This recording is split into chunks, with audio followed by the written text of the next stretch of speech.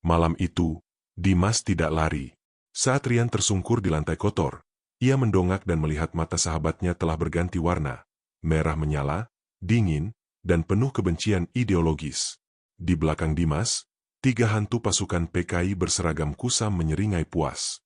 Rian menyadari, ia bukan lagi diburu oleh hantu, melainkan oleh temannya sendiri, seorang kamrat baru yang bertugas memastikan revolusi abadi markas merah memakan tumbalnya. Di bawah langit Jakarta yang basah oleh sisa hujan senja, 2 bayangan bergegas menembus kelembapan malam. Mereka adalah Rian dan Dimas, dan malam itu, mereka tidak mencari hiburan biasa. Mereka mencari kengerian yang bisa dijual, horor yang bisa menjadi viral. Rian, mengenakan jaket kulit yang memantulkan cahaya lampu jalan yang redup, adalah motor penggerak dari duo ini. Matanya tajam, penuh ambisi yang tersembunyi di balik senyum lebay khas content creator. Ia memegang tripod dengan kamera profesional terpasang, siap merekam setiap sudut kegelapan. Baginya, ketakutan adalah komoditas. Siap, Dim? Malam ini, kita akan pecahin rekor viewer. Bisik Rian, suaranya dipenuhi eksitasi. Channel sebelah cuma berani masuk rumah kosong biasa. Kita akan masuk ke markas merah. Dimas, yang mengenakan hoodie tebal dan membawa senter berukuran besar, menelan ludah dengan susah payah. Ia adalah teknisi andal yang selalu memastikan peralatan berfungsi sempurna, namun sekaligus yang paling rentan terhadap ketakutan. Dimas adalah jangkar realitas bagi Rian yang terlalu ambisius. Gue udah ready dengan semua alat. Yan, baterai penuh, sinyal booster aktif. Tapi lo beneran yakin, ya? Tempat ini, auranya beda banget dari semua lokasi yang pernah kita datengin. Balas Dimas, menyorotkan senternya ke depan, seolah-olah ingin membelah malam. Mereka berdiri di hadapan sebuah bangunan tua dengan arsitektur kolonial yang suram. Kantor Merah, begitu sebutan warga setempat, bekas markas rahasia Partai Komunis Indonesia, PKI, yang terbengkalai sejak tahun 1965. Gedung itu berdiri kaku, seolah membungkam sejarah kelam yang terjadi di dalamnya. Pohon beringin besar yang berusia ratusan tahun memayungi bangunan, membuat suasana semakin lembab dan gelap, bahkan di bawah cahaya rembulan yang samar. Plang nama di gerbangnya sudah lama hilang, menyisakan misteri yang mengundang bahaya. Rian menyalakan kamera dan memulai live streaming. Selamat malam, guys. Kembali lagi di Horor Nusantara. Seperti janji kita, malam ini kita akan membongkar misteri yang sudah jadi legenda urban paling angker di Jakarta. Kantor Merah, tempat yang konon menjadi pusat perencanaan operasi gelap dan tempat banyak nyawa dihabisi pada masa lalu. Ia berbisik kepada Dimas. Kita harus profesional, Dim. Ingat, engagement tinggi butuh drama dan detail sejarah. Kita harus bikin penonton merasa ngeri dan teredukasi. Dimas mengangguk pasrah, keringat dingin sudah mulai membasahi punggungnya. Ia ingat cerita-cerita yang beredar, tentang suara-suara rapat rahasia yang masih terdengar, jeritan tawanan, hingga penampakan pasukan kusam berseragam militer yang katanya menjaga tempat itu. Konon, roh-roh militan yang tewas di sana masih menjalankan tugas mereka, menghabisi siapapun yang dianggap sebagai penyusup atau musuh. Mereka memarkir motor jauh dari pandangan, lalu bergerak perlahan menuju sisi belakang bangunan. Di sana, mereka menemukan sebuah pintu kayu yang sudah lapuk dan hampir roboh. Rian mencoba mendorongnya pelan. Kriek! Pintu itu berderit nyaring. Suaranya memecah keheningan malam dan terasa seperti alarm yang membangunkan sesuatu yang seharusnya tetap tertidur. Oke, guys, pintu sudah terbuka. Kita masuk. Udara di sini terasa langsung dingin, komentar Rian di kamera. Begitu melangkah masuk, perbedaan suhu terasa ekstrim. Bau anyir samar, bercampur dengan aroma tanah basah dan debu tua, langsung menusuk hidung. Lantai kayu di bawah sepatu sneakers mereka berderit keras. Setiap langkah terasa seperti pengumuman kedatangan yang tidak diinginkan. Mereka menyusuri koridor panjang yang gelap. Hanya cahaya senter Dimas dan lampu kecil dari kamera Rian yang menerangi jalan. Dinding-dindingnya berlumut, penuh coretan dan bekas tempelan poster yang sudah lama memudar. Saat Rian sibuk menjelaskan sejarah singkat PKI dan kengerian yang mungkin terjadi di koridor itu, Dimas mendadak membeku. Ia menahan napas dan menunjuk ke arah mikrofon kecil yang terpasang di hoodie Rian. Yan, lo denger nggak? Ada bisikan. Dimas berbisik, nadanya panik. Rian awalnya meremehkan. Ah, itu pasti feedback dari mikrofon atau gangguan sinyal. Tenang, Dim, jangan panik. Kita harus tunjukin ke penonton kalau kita berani. Namun, saat ia mencoba merasionalisasi, bisikan itu terdengar lebih jelas di headset yang dikenakannya. Suara samar seperti gumaman banyak orang yang sedang berbicara cepat dalam bahasa yang tidak ia mengerti.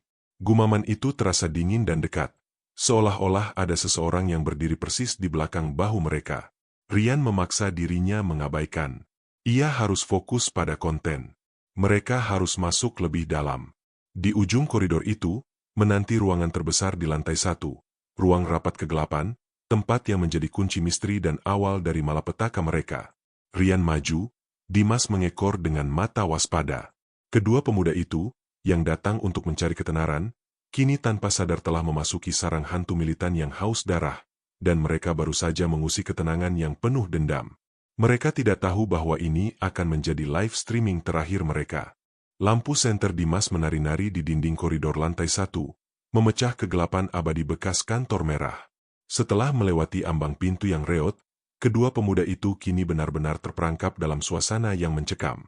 Udara di dalam terasa begitu berat, seolah udara 50 tahun terakhir tidak pernah bergerak. Bau anyir dan lembab kini lebih pekat, menusuk hingga ke paru-paru. Rian mencoba terdengar bersemangat di depan kamera. Oke, guys, kita sekarang ada di dalam inti markas merah. Kalian bisa lihat, semuanya sudah lapuk. Bahkan debunya pun pasti sudah berumur puluhan tahun. Ia menyorotkan lampu kameranya ke sebuah meja kayu yang terbalik, tertutup lumut dan debu tebal. Konon, di tempat inilah para petinggi PKI dulu menyusun strategi revolusioner mereka. Mungkin, bahkan merencanakan operasi rahasia yang melibatkan penculikan dan pembantaian. Dimas berjalan perlahan di samping Rian, matanya tidak lepas dari setiap bayangan yang bergerak. Perhatiannya bukan pada konten, melainkan pada keselamatan. Ia menggenggam senternya erat-erat, seolah benda itu adalah satu-satunya pelindung. Yan, lantai di sini goyang banget. Kayaknya kita harus hati-hati, bisik Dimas, menginjakan kakinya dengan penuh kehati-hatian. Memang, setiap langkah yang mereka ambil menghasilkan derit nyaring dari lantai kayu yang sudah termakan usia. Suara itu terasa memekakan di tengah keheningan total, seolah-olah lantai itu mengeluh atau mengadukan kehadiran penyusup kepada penghuni tak kasat mata di gedung itu.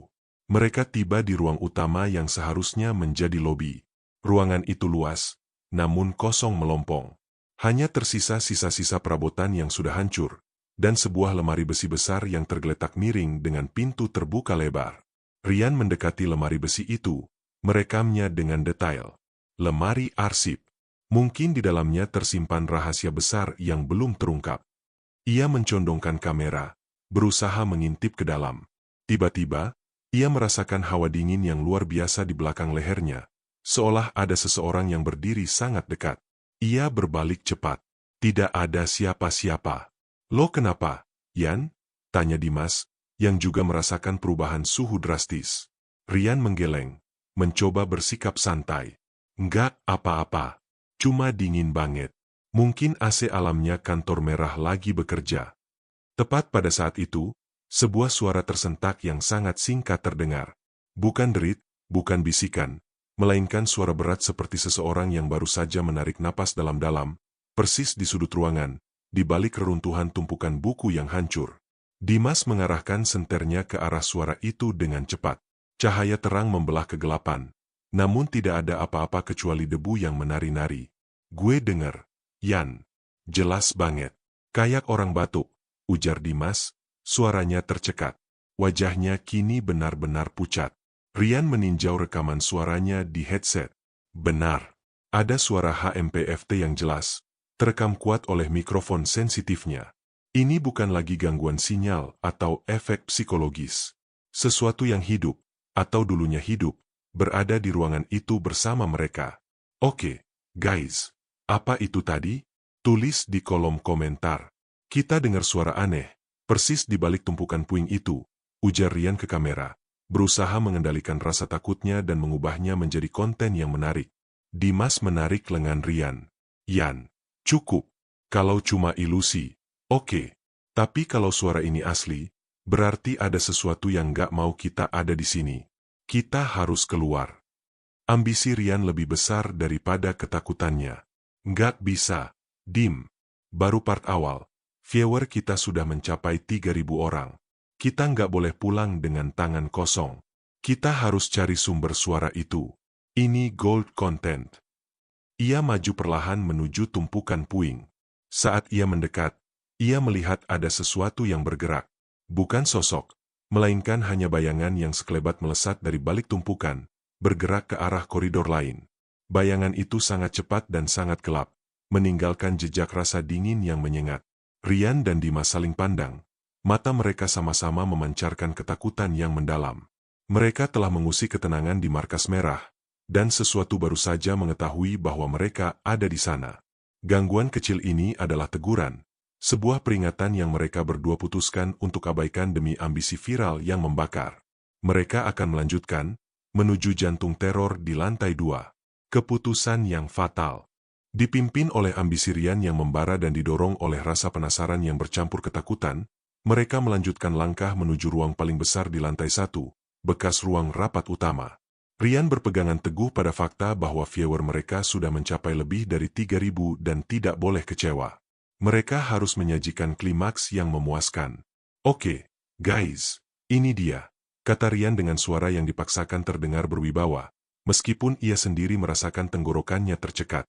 Inilah yang kita sebut jantung markas merah. Ruangan ini dulunya pasti sangat penting. Ruangan itu benar-benar luas, dengan langit-langit tinggi yang diselimuti sarang laba-laba tebal. Di tengahnya, berdiri sebuah meja bundar besar, terbuat dari kayu jati tebal yang kini retak di berbagai sisi. Di sekelilingnya, kursi-kursi kayu berserakan, beberapa terguling, yang lain menumpuk tak karuan, seolah ditinggalkan tergesa-gesa atau bahkan sengaja dihancurkan. Udara di ruangan itu terasa lebih dingin, seperti mereka baru saja memasuki sebuah ruang pendingin alami. Rian mengarahkan sorot lampu kameranya ke meja. Coba bayangkan, ia berbisik ke mikrofon. Di kursi-kursi ini, komandan-komandan PKI duduk. Mereka merencanakan revolusi, mereka membuat daftar nama, mereka memutuskan siapa yang hidup dan siapa yang harus mati. Ini bukan sekadar ruang rapat, ini adalah ruang eksekusi ideologis. Dimas berjalan perlahan di belakang Rian, senternya terus bergerak, mencari-cari anomali. Yan, gue nggak suka aura ruangan ini. Rasanya sesak. Kayak ada banyak orang yang lagi merhatiin kita. Dimas berbisik.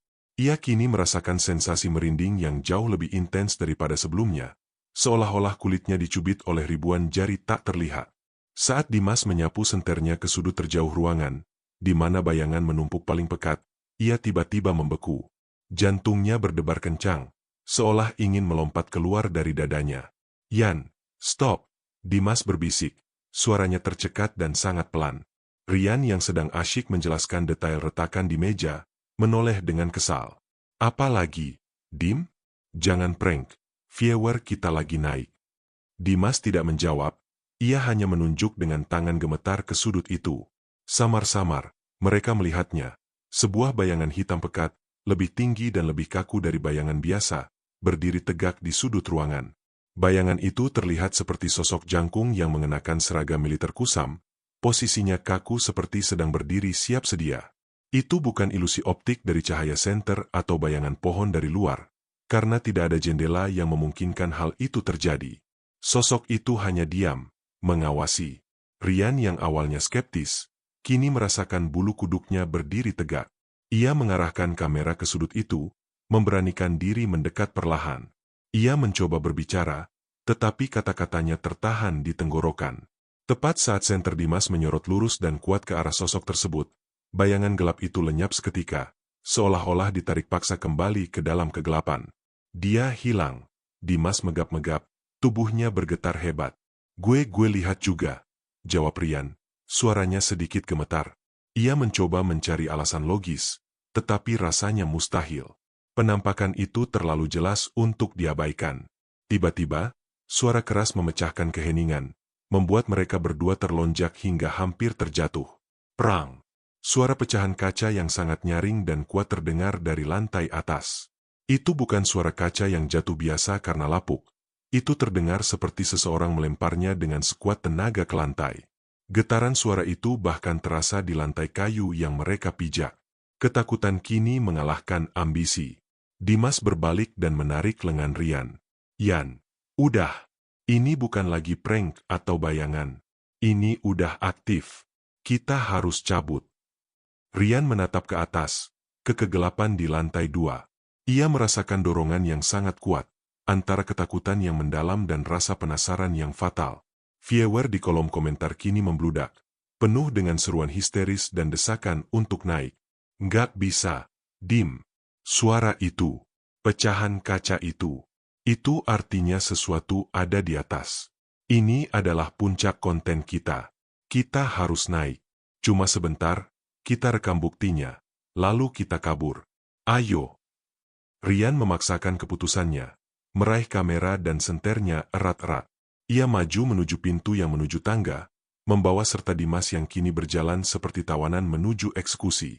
Mereka tidak tahu, tangga yang akan mereka naiki adalah anak tangga menuju neraka markas merah. Mereka telah membuat keputusan fatal, mengikuti teror, bukan menghindarinya. Dengan hati yang berdebar kencang, Rian dan Dimas meninggalkan ruang rapat utama, meninggalkan teror bayangan, namun membawa serta bunyi pecahan kaca yang masih terngiang.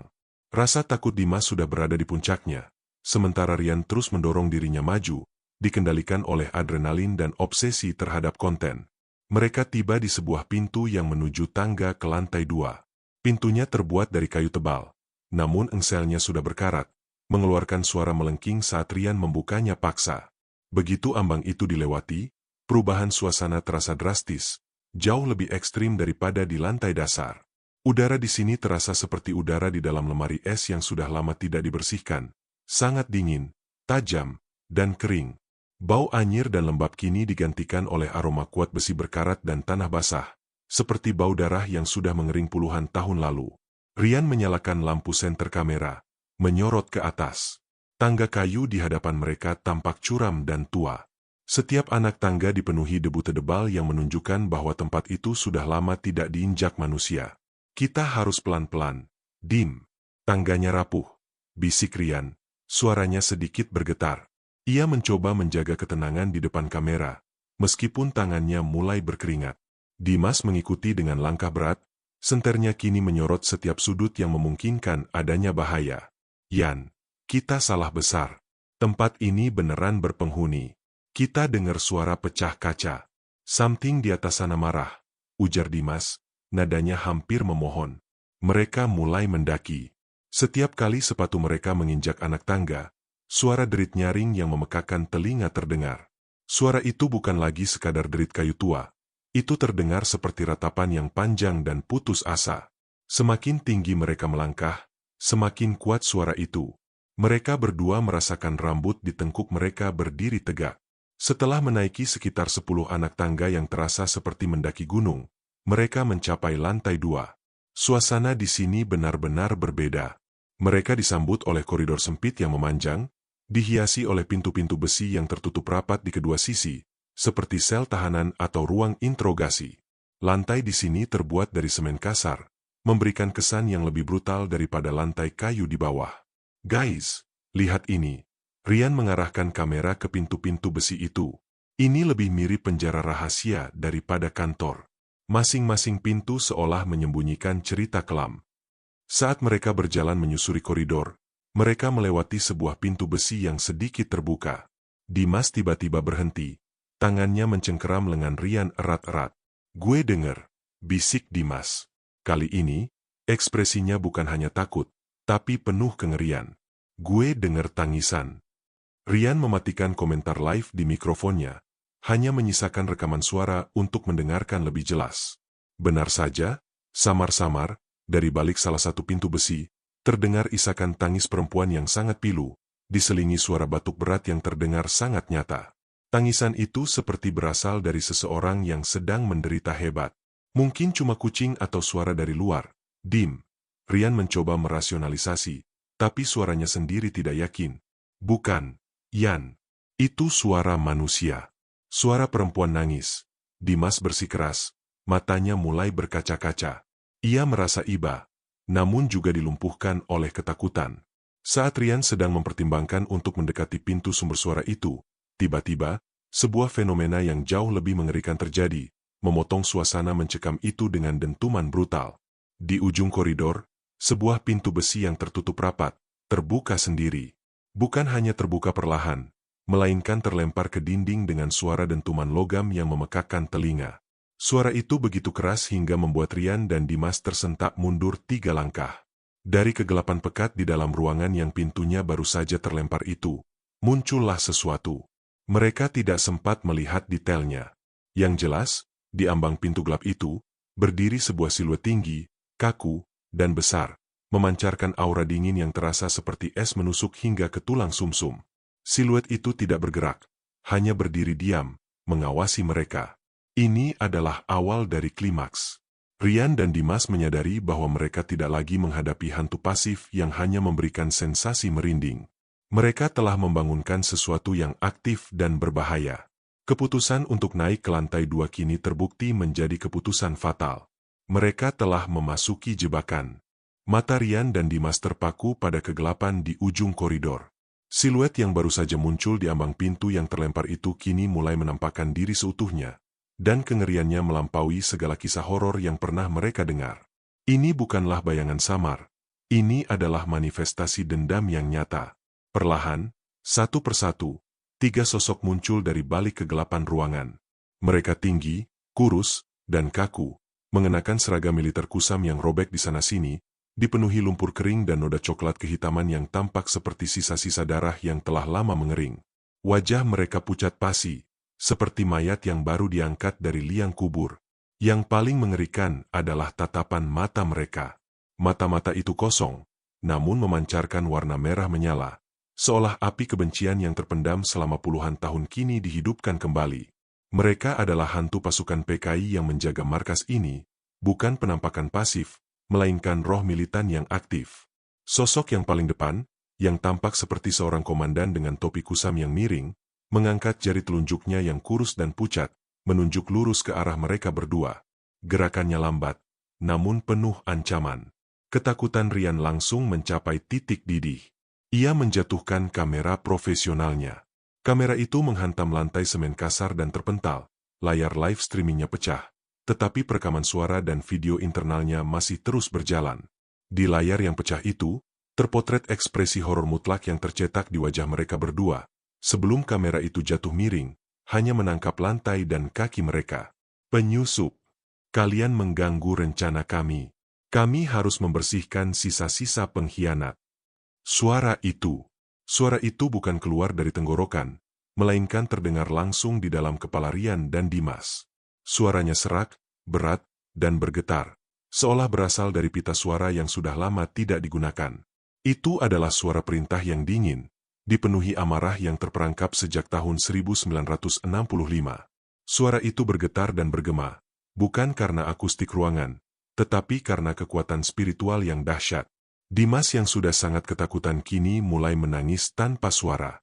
Ia mencoba melangkah mundur, namun kakinya terasa terpaku pada lantai dingin.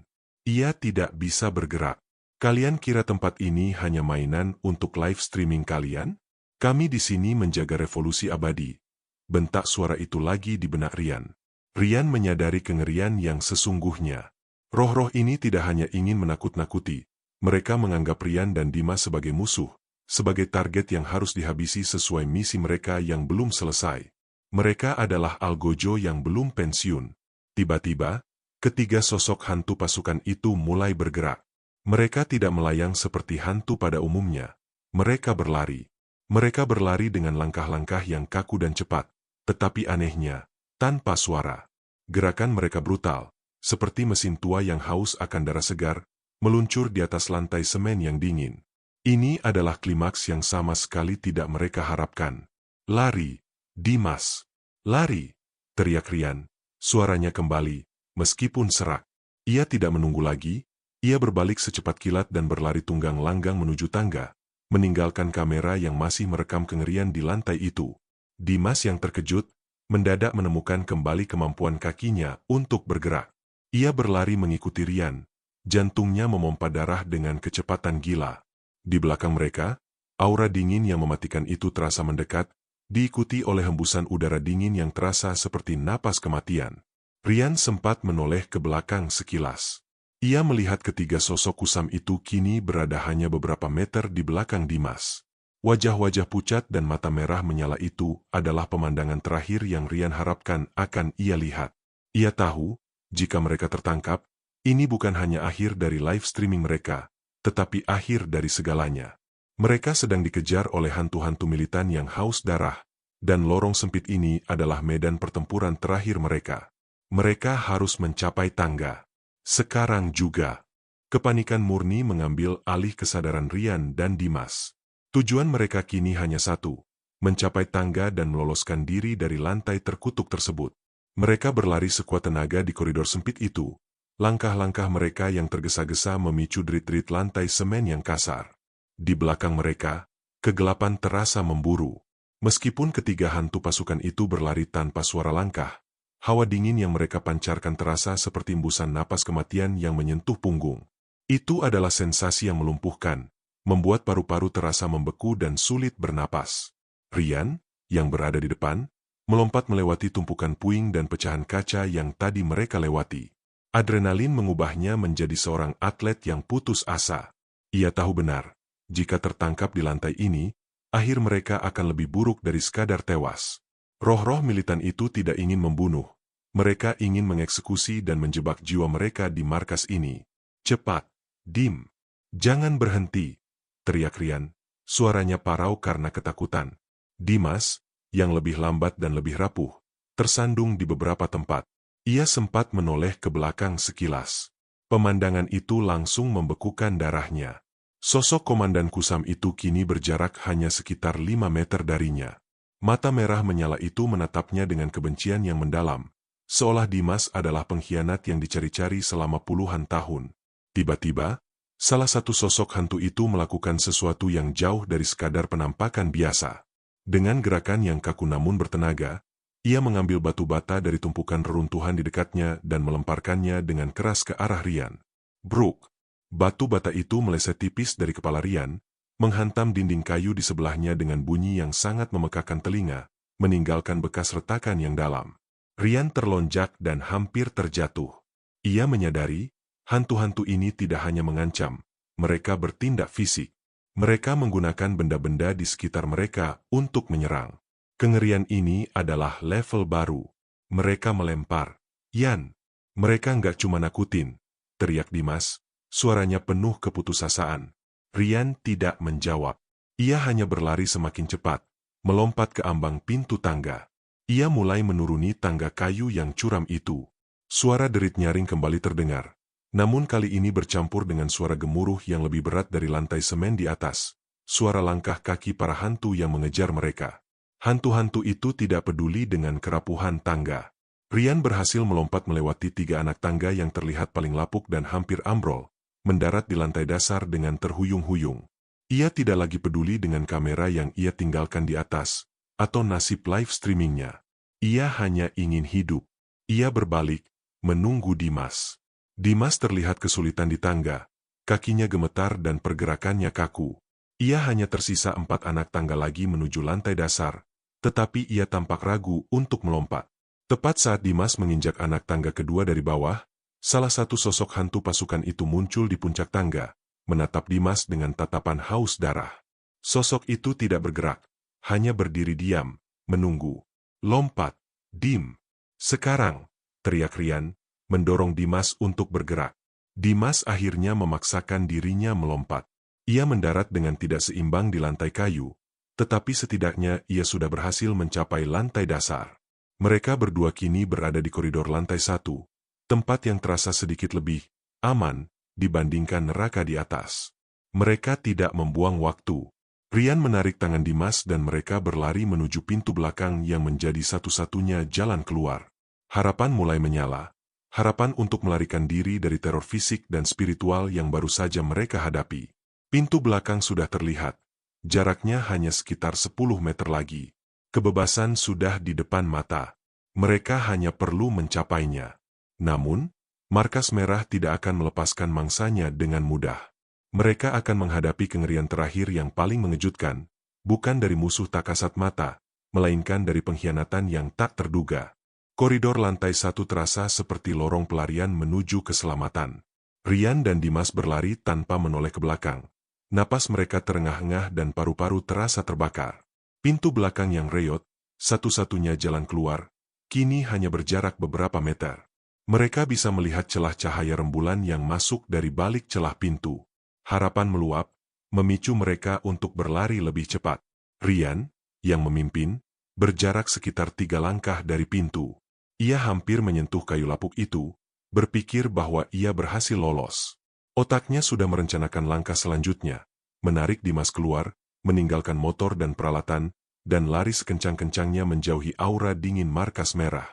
Namun, tepat ketika ujung jarinya hampir menyentuh pintu, kakinya tersandung sesuatu yang keras dan dingin, sebuah pipa besi yang tergeletak tersembunyi di antara puing-puing. Rian hilang keseimbangan, tubuhnya terpelanting, dan ia jatuh tersungkur di lantai kayu yang kotor. Kepalanya terbentur keras, menyebabkan pandangannya sempat berkunang-kunang sesaat. Ia mengerang kesakitan, mencoba bangkit dengan panik. Tepat di atas kepalanya, ia melihat kaki Dimas. "Dimas, cepat, bantu gue bangun." "Pintu!" teriak Rian, mendongak. Saat Rian mendongak, pandangannya langsung tertuju pada wajah Dimas. Ekspresi yang ia lihat bukanlah wajah temannya yang panik dan ketakutan, melainkan sesuatu yang sangat asing dan mengerikan. Dimas tidak bergerak. Ia berdiri kaku di ambang pintu, menghalangi jalan keluar Rian.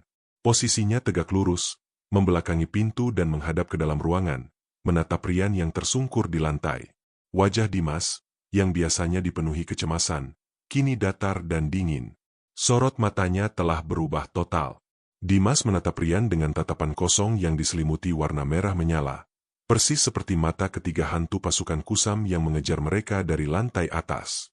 Senyum lebar dan mengerikan, yang tidak pernah Rian lihat sebelumnya, perlahan terukir di wajah Dimas. Itu adalah senyum yang penuh dengan kemenangan dan kekejaman.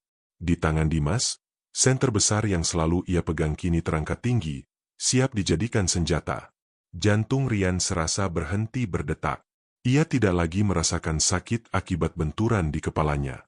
Rasa takut yang ia rasakan di lantai 2 kini jauh lebih kecil dibandingkan kengerian yang ia hadapi dari wajah temannya sendiri.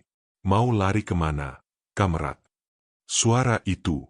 Suara yang keluar dari mulut Dimas bukanlah suara Dimas yang parau dan memohon, melainkan suara berat, serak, dan dalam, sama persis dengan suara komandan hantu yang berbicara di kepala Rian di lantai atas.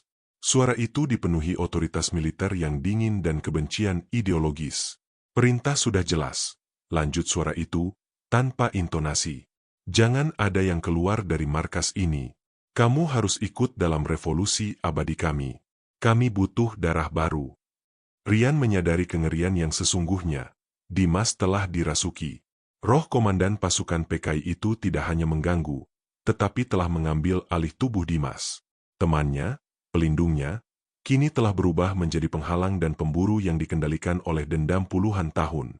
Rian berusaha merangkak mundur, menjauh dari Dimas. "Dimas, ini gue, Rian. Lo kenapa, Dim? Sadar!" teriak Rian, suaranya tercekat oleh keputusasaan. Dimas, atau apapun yang kini mengendalikan tubuhnya, hanya memiringkan kepala. Senyum jahat di wajahnya semakin lebar, dan ia mulai melangkah maju, menutup semua celah harapan Rian untuk mencapai pintu. Tepat di belakang Dimas, di ujung koridor yang gelap, 3 sosok hantu pasukan kusam itu kini berdiri diam. Mereka tidak perlu berlari lagi. Mereka hanya berdiri, mengawasi dengan tatapan mata merah menyala, menikmati puncak permainan yang telah mereka rancang. Mereka membiarkan boneka baru mereka, tubuh Dimas, menyelesaikan tugas. Rian kini terperangkap di antara 2 musuh, roh militan di belakang, dan temannya yang telah menjadi perpanjangan tangan roh itu di depan. Pintu keluar, yang seharusnya menjadi simbol kebebasan, kini menjadi tembok penghalang yang dijaga oleh temannya sendiri. Rian tahu, ia harus berjuang untuk hidup, tidak hanya melawan hantu, tetapi juga melawan Dimas. Ini adalah pengkhianatan paling brutal yang pernah ia saksikan, mengubah pelarian menjadi pertarungan hidup dan mati yang tak terhindarkan. Rian tersentak mundur, merangkak menjauh dari Dimas yang kini berdiri tegak sebagai perwujudan kengerian. Pipa besi yang tadi menyandungnya kini menjadi satu-satunya benda yang bisa ia raih. Ia memungutnya dengan tangan gemetar, menjadikannya perisai sekaligus senjata darurat. Ia harus bertarung, dan yang paling mengerikan, ia harus bertarung melawan temannya sendiri. Dimas, ini Rian. Lawan dia. Lo harus lawan dia, teriak Rian putus asa, berharap kesadaran Dimas masih tersisa di balik kendali roh jahat itu. Roh komandan yang merasuki Dimas hanya menyeringai lebar. Ia mengangkat senter besar itu tinggi-tinggi. Cahaya senter itu kini terasa menyilaukan dan dingin, seolah dipenuhi energi kebencian. Tidak ada lagi Dimas, ujar suara serak itu, bergema di koridor. Hanya ada Kamrat yang menjalankan perintah. Kamu adalah pengkhianat yang harus dibersihkan. Dimas yang kerasukan itu melangkah cepat, menerjang Rian. Senter besar itu diayunkan dengan kekuatan brutal, jauh melebihi kekuatan fisik Dimas yang asli. Rian sigap mengangkat pipa besi, menangkis serangan itu. Klang! Suara benturan logam bergema nyaring. Rian merasakan getaran kuat di tangannya, hampir membuat pipa besi itu terlepas. Kekuatan yang Dimas tunjukkan sungguh tidak wajar. Dimas yang ia kenal adalah seorang teknisi yang jarang berolahraga, tetapi kini ia bergerak dengan kegarangan seorang tentara terlatih. Rian berguling ke samping, menghindari ayunan kedua yang diarahkan ke kepalanya. Ia kini berada dalam dilema terburuk. Ia harus melumpuhkan Dimas untuk menyelamatkan diri, tetapi ia tidak mau menyakiti temannya. Ia melihat ke belakang Dimas. Di ujung koridor yang gelap, 3 sosok hantu pasukan kusam itu berdiri diam, dengan mata merah menyala, menyaksikan pertarungan itu dengan penuh kenikmatan. Mereka tidak perlu ikut campur. Mereka membiarkan Dimas yang kerasukan melakukan pekerjaan kotor itu. Aura dingin yang mereka pancarkan terasa menekan, melumpuhkan keberanian Rian. Rian menyadari bahwa hantu-hantu itu menggunakan Dimas untuk menyalurkan amarah fisik mereka. Jika Rian melukai Dimas, ia tidak hanya melukai temannya, tetapi ia juga akan memancing kemarahan seluruh roh militan yang menunggu di balik kegelapan. Lawan gue, Kamrat, bukan teman gue. Rian berteriak, mengarahkan pipa besi ke kaki Dimas. Dimas yang kerasukan itu bergerak terlalu cepat. Ia menghindari serangan Rian, lalu menendang pipa besi itu hingga terlepas dari genggaman Rian. Pipa itu terlempar ke sudut ruangan. Rian kini tak bersenjata.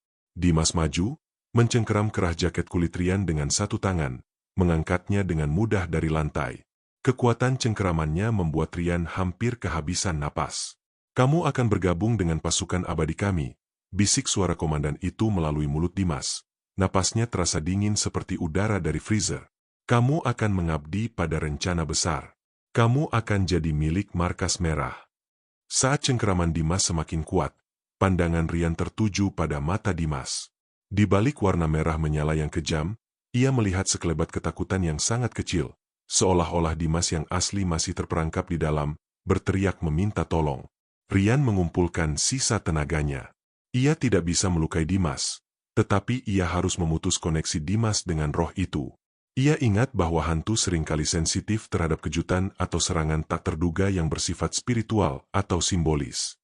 Dengan sisa tenaga terakhirnya, Rian meraih liontin kalung salib kecil yang selalu ia kenakan, dan menempelkannya di dada Dimas yang kerasukan itu. SSSSHHH. Suara desisan aneh keluar dari mulut Dimas, dan tubuhnya kejang-kejang hebat. Cengkeraman di kerah Rian terlepas. Roh itu bereaksi terhadap simbol keagamaan tersebut. Dimas yang kerasukan jatuh ke belakang, tubuhnya bergetar dan mengeluarkan suara gerutuan yang menyakitkan. Rian mendapatkan celah. Ia tidak menunggu lagi. Ia tidak bisa membawa Dimas yang sedang kejang bersamanya. Rasa bersalah dan keputusasaan menghantamnya, tetapi naluri bertahan hidupnya lebih kuat. Ia membalikan badan, dan dengan seluruh tenaga yang tersisa, ia menerjang ke arah pintu belakang yang kini tidak lagi dihalangi. Ia harus lari. Ia harus meninggalkan temannya. Keputusan yang sangat berat. Keputusan untuk meninggalkan Dimas terasa seperti besi panas yang menoreh hati Rian. Namun naluri bertahan hidupnya menuntut tindakan cepat. Begitu Dimas yang kerasukan tersungkur kejang akibat sentuhan liontin salib, Rian menerjang menuju pintu belakang. Ia tidak peduli dengan rasa bersalah yang tiba-tiba membanjiri benaknya.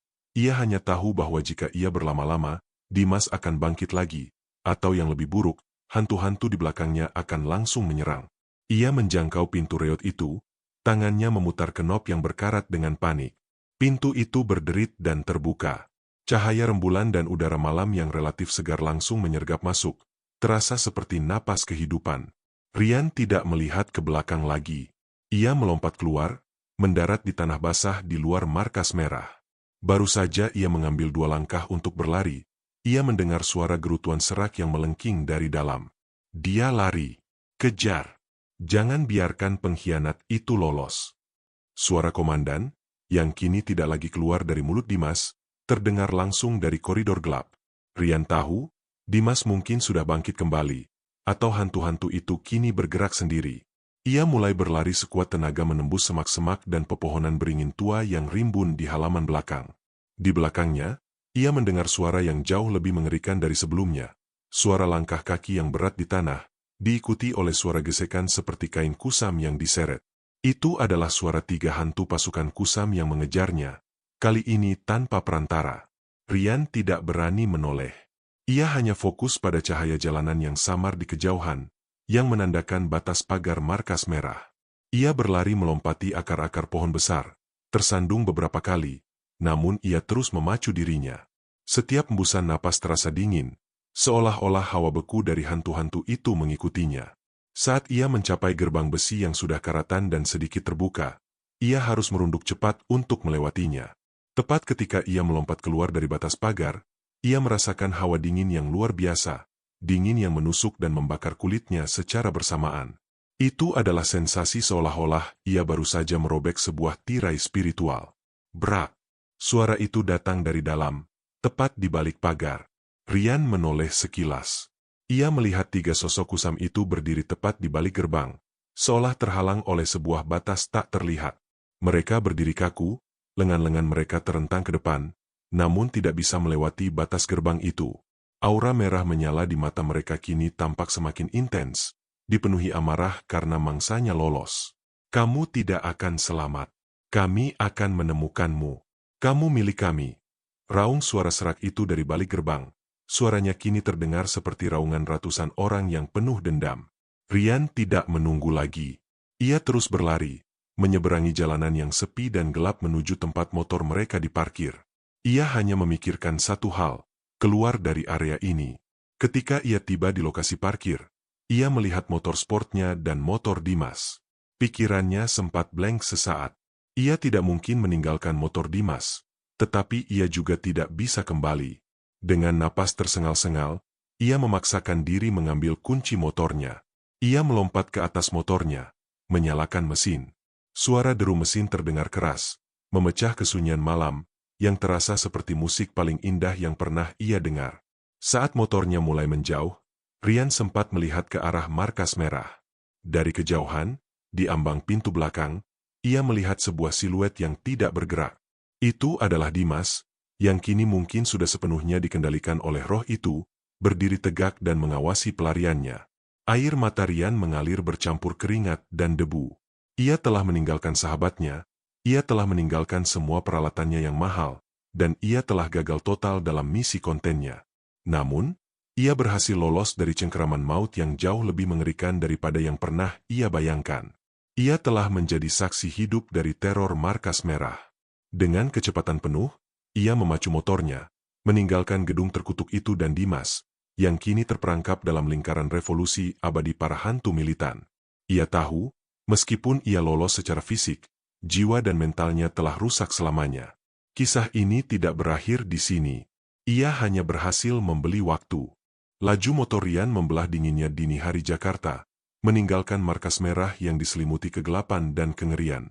Ia mengendarai tanpa tujuan pasti. Tubuhnya gemetar bukan hanya karena udara malam, tetapi karena syok yang luar biasa.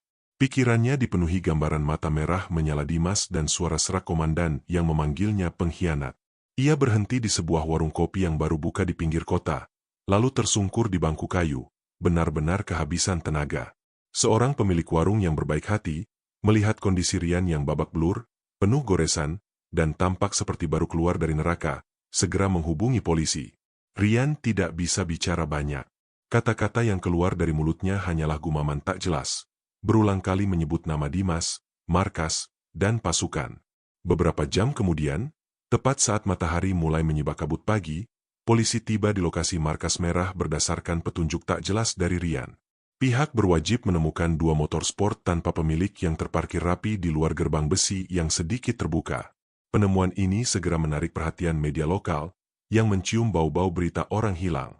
Tim penyidik, ditemani beberapa wartawan yang penasaran, memasuki bangunan tua itu. Lantai dasar tampak seperti tempat terbengkalai biasa, kotor, berdebu, dan penuh puing. Di koridor belakang, mereka menemukan sebuah kamera video profesional dengan lensa retak dan layar pecah, tergeletak di lantai dekat pintu belakang yang terbuka. Di dekat tempat kamera itu jatuh, mereka menemukan hal yang paling mengganggu. Sebuah noda darah segar berukuran kecil yang tercetak di lantai kayu tua. Darah itu tidak banyak, tetapi cukup jelas menunjukkan adanya kekerasan atau luka yang terjadi baru-baru ini. Polisi menyisir seluruh lantai 1 dan lantai 2. Mereka menemukan bekas tapak sepatu baru di tangga dan koridor lantai 2, menunjukkan bahwa ada orang yang baru saja melintasi tempat itu. Namun, di lantai atas, mereka hanya menemukan kehampaan, pintu-pintu sel besi yang berkarat, tumpukan arsip yang hancur, dan pecahan kaca yang berserakan. Tidak ada jejak perlawanan yang signifikan, dan yang paling penting, tidak ada Dimas. Tim forensik mengumpulkan kamera pecah, pipa besi yang tergeletak di sudut, dan mengambil sampel noda darah di lantai. Polisi mencoba mewawancarai warga sekitar, yang hanya memberikan jawaban yang mengambang. Mereka semua kompak menyebut bangunan itu terkutuk dan berisi roh-roh jahat dari masa lalu, tetapi tak ada yang melihat kejadian spesifik tadi malam. Rian, yang masih dalam kondisi syok parah, dibawa ke rumah sakit. Ia dirawat oleh psikiater, yang mendiagnosisnya menderita gangguan stres pasca trauma akut. Setiap kali ia mencoba menceritakan tentang hantu berseragam kusam atau Dimas yang dirasuki, ia akan kejang dan menangis histeris. Ia bersikeras bahwa Dimas diculik oleh pasukan hantu yang tinggal di markas itu. Pihak berwajib, yang realistis dan tidak percaya pada kisah hantu, merasionalisasi temuan tersebut. Mereka menyimpulkan bahwa Dimas dan Rian kemungkinan terlibat dalam perkelahian brutal yang berakhir dengan penculikan atau hilangnya salah satu pihak. Noda darah itu dianggap milik salah satu dari mereka, dan kamera yang jatuh adalah saksi bisu sebelum perkelahian itu berlanjut keluar. Kasus tersebut didaftarkan sebagai kasus orang hilang dengan dugaan kriminal yang kuat. Media memberitakan kisah ini dengan dramatis, menyebutnya hilangnya 2 vlogger di markas angker. Mereka fokus pada motor mewah dan ambisi viral, mengabaikan unsur supernatural yang diceritakan Rian. Bagi dunia luar, 2 pemuda ambisius telah menghilang di tempat berbahaya, kemungkinan menjadi korban kejahatan atau persaingan konten yang fatal. Namun, di dalam kantor polisi, ada satu benda yang menyimpan kebenaran yang jauh lebih gelap, kamera video Rian. Meskipun layarnya pecah, memorinya mungkin menyimpan detik-detik teror yang Rian saksikan. Disitulah kunci untuk memahami apa yang terjadi pada Dimas, dan disitulah bukti supernatural dari markas merah tersimpan, menunggu untuk ditonton dan dihakimi. Babak baru, yang melibatkan pemindahan bukti kengerian, akan segera dimulai. Kamera video profesional milik Rian, meskipun layarnya hancur, menjadi satu-satunya saksi bisu yang objektif. Benda itu kini berada di tangan Inspektur Bima, seorang penyidik senior yang ditugaskan menangani kasus hilangnya 2 pemuda vlogger tersebut. Bima, seorang pria realistis yang selalu berpegangan pada fakta, awalnya menganggap kasus ini murni kriminal, mungkin penculikan akibat persaingan atau masalah utang. Namun, laporan psikiater tentang kondisi Rian yang terus-menerus meracau tentang hantu pasukan membuatnya penasaran. Di ruang pemeriksaan yang gelap, Bima memasang kartu memori kamera ke komputer khusus. Ia memutar rekaman terakhir, melewati bagian eksplorasi yang tenang dan penjelasan sejarah yang membosankan. Tepat di menit ke-17, suasana rekaman berubah drastis. Bima mendengarkan dengan saksama saat Rian dan Dimas mulai menaiki tangga. Suara derit kayu, isakan tangis perempuan yang samar, dan kemudian, dentuman keras pintu besi yang terlempar, terekam dengan kualitas audio yang mengerikan. Bima bergidik. Itu bukan sekadar suara alamiah bangunan tua. Itu adalah suara kekerasan yang disengaja. Kemudian, datanglah bagian yang membuat Bima duduk tegak. Ia melihat guncangan kamera yang mendadak, teriakan panik Rian, dan yang paling mencekam, suara serak yang tidak dikenali yang bergaung langsung di mikrofon. Suara itu berbicara tentang pengkhianat dan revolusi abadi, diselingi napas berat dan dingin. Penyusup, kalian mengganggu rencana kami. Kami harus membersihkan sisa-sisa pengkhianat. Suara itu terdengar begitu dekat, begitu nyata, hingga Bima tanpa sadar merinding. Rekaman itu kemudian menunjukkan adegan kejatuhan kamera, menampilkan lantai semen yang kotor dan sepatu bot mereka. Selama beberapa detik, hanya ada suara napas terengah-engah dan suara langkah kaki berat yang mengejar, diselingi bunyi klang yang keras, benturan pipa besi dan senter, bukti nyata adanya pergulatan. Lalu, muncullah klimaks kengerian, pengkhianatan. Meskipun kamera itu tergeletak miring, posisinya berhasil menangkap detik-detik saat Dimas yang kerasukan mencengkeram Rian. Wajah Dimas, yang kini tampak distorsi oleh amarah, dengan mata yang memancarkan cahaya merah samar, terekam jelas di layar yang pecah. Mau lari kemana, kamerat? Kamu harus ikut dalam revolusi abadi kami. Suara komandan yang keluar dari mulut Dimas terdengar begitu meyakinkan, begitu dingin, hingga Bima yang rasional pun merasa merinding. Ia memutar ulang bagian itu 3 kali, mencoba menemukan celah rasional. Apakah itu hanya efek suara atau trik pencahayaan? Tetapi, kengerian di mata Rian yang tersungkur adalah asli. Rekaman berakhir saat Rian menempelkan liontin salib, diikuti suara mendesis dan hentakan tubuh ke lantai. Lalu, hanya ada suara lari tunggang langgang, pintu yang dibuka paksa, dan kemudian keheningan total markas merah. Bima mematikan rekaman. Ia tidak punya bukti kriminal yang jelas, tidak ada pelaku manusia, dan tidak ada jenazah. Yang ia miliki hanyalah rekaman audio dan visual tentang 2 pemuda yang diteror oleh entitas gaib, yang berakhir dengan hilangnya salah satu dari mereka. Secara resmi, kasus ditutup sebagai orang hilang dengan dugaan kekerasan, tetapi Bima tahu kebenarannya jauh lebih gila. Rian perlahan pulih secara fisik, namun secara mental, ia hancur. Ia tidak pernah kembali ke dunia konten dan menghilang dari sorotan publik, hidup dalam ketakutan abadi bahwa pasukan abadi itu akan menemukan dan menuntutnya. Sementara itu, markas merah kembali diselimuti keheningan yang lebih pekat. Rumor tentang keangkerannya semakin kuat. Beberapa orang bersumpah, jika melewati tempat itu di malam hari, mereka tidak hanya mendengar teriakan putus asa dan isakan tangis perempuan, tetapi juga bisikan-bisikan serak yang mengulang pesan yang direkam kamera Rian. Revolusi belum usai, darah baru harus ditumpahkan. Dimas tidak pernah ditemukan. Para warga percaya, ia kini telah menjadi bagian dari pasukan abadi, salah satu penjaga baru markas merah, terperangkap selamanya dalam dendam para hantu militan, menjalankan tugas menjaga kantor yang terkutuk itu. Misteri kantor merah tidak pernah terpecahkan. Ia tetap berdiri kaku, sebagai monumen bisu yang menyerap setiap jiwa yang berani mengusik tidur panjang dendam 50 tahun. Konten viral itu telah memakan tumbalnya sendiri.